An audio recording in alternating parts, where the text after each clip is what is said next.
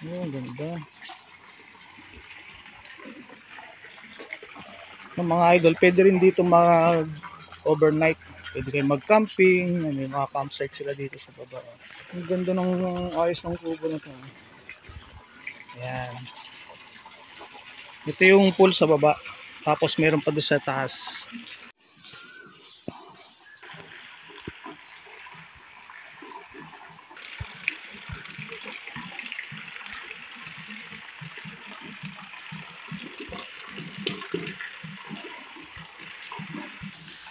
Bali, ito yung isang cottage nila na 500. Ito yung pinakamalaki dito. Parang arkilado mo itong buong pool na to pagka ito ang inarkila mong cottage.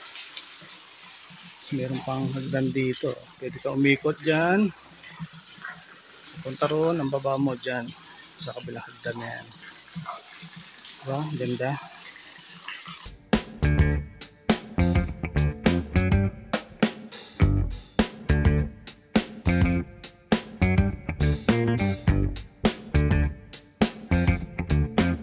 Yun mga idol, dito na tayo sa Wawa.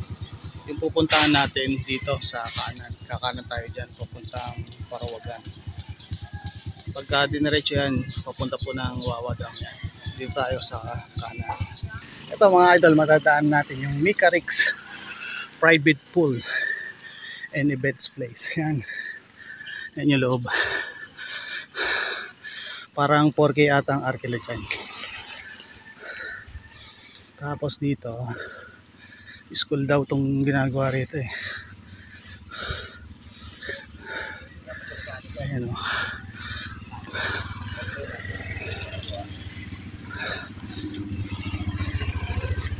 Tapos dito naman sa may bandang taas, yung Wonderland Rabbitry.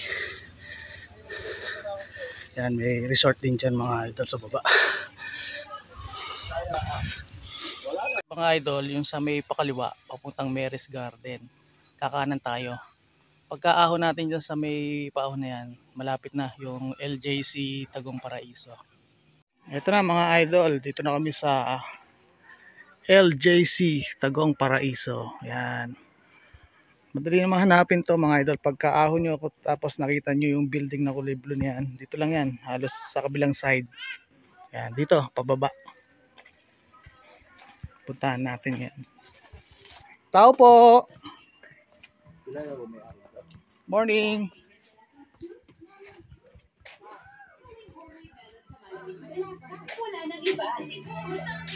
May walk-in na rin kayo? Sa walk-in yun. Oh, walk-in 100 pesos pala mga. Oh, ganda na oh. Gawa na rin yung isang pool sa baba. Ah, yun. Nung huling punta ko, hindi pa gawa yung nasa baba eh. Nakaano siya. Ah, may mga naka-reserve na. Pagka nagpa-reserve te, magkano po? Ano po, pwede naman po per head. Kung tas pwede din rin. Ah, ibig sabihin kung hindi kahit walk-in pwede. Tapos magpapa-reserve ka lang ng cottage, ayun. Yun oh, yung huling punta namin hindi pa tapos yung sa baba eh. Ayan, nagpapalit sila ng tubig. Anong oras po ang bukas nyo te? Ay, sa araw? 9, Opo, 9 to 5. 9 to 5. Ah, wala kayong overnight? Meron din po 7 to 5. Pag overnight te, magkano po? 150 na. 150 ang per head. Ilang inano kasi kumuha kami ng taga-bantay. Tapos po ang cottage, magkano po nagre-range? 300 Yan. kahit alin po. Okay. Pera lang yung malaki doon. 400 yung pinakamalaki namin. Ito gawa na yung nasa baba.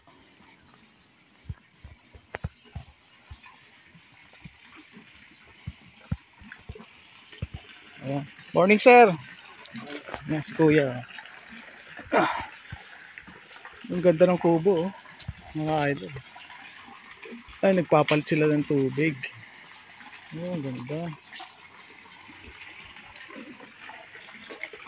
Mga idol, pwede rin dito mag-overnight. Pwede kayo mag-camping. May mga campsite sila dito sa baba. Pinatag na nila. Ganda, oh.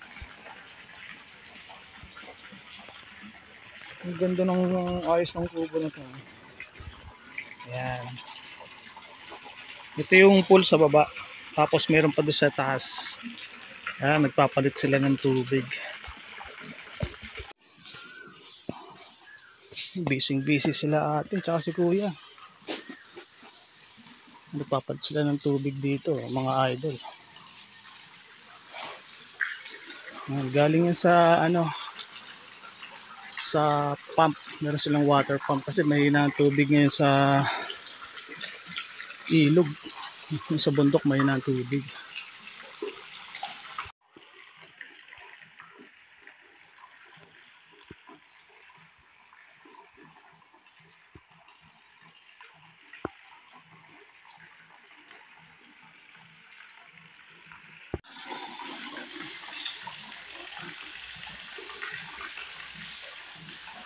Bali ito yung isang cottage nila na 500. Ito yung pinakamalaki dito.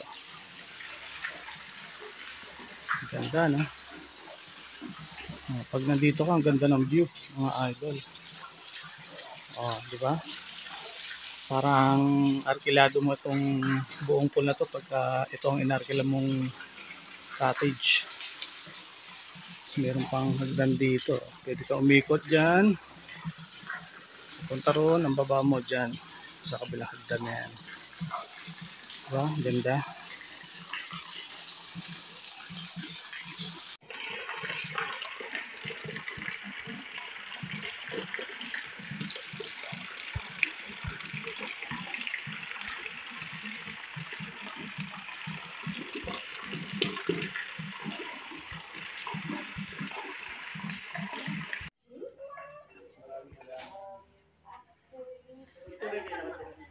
May hagdan pa dito mga idol. Paikot to.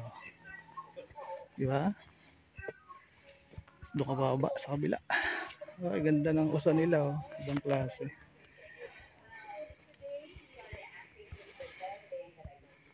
Yun. Yun sila Sir Mel. Mayroon pala dito isang pwesto ng campsite niya. Ito. Dito ang daan daw. Akit tayo dito. Bakod. Ayun. Ito shortcut. Ito may kawayan. Ito. Ayan, pinatag din nila. Pwede rin dito mag-camp. May tent pa nga. Ito rin, meron din dito isa. Ito, pwede rin dito.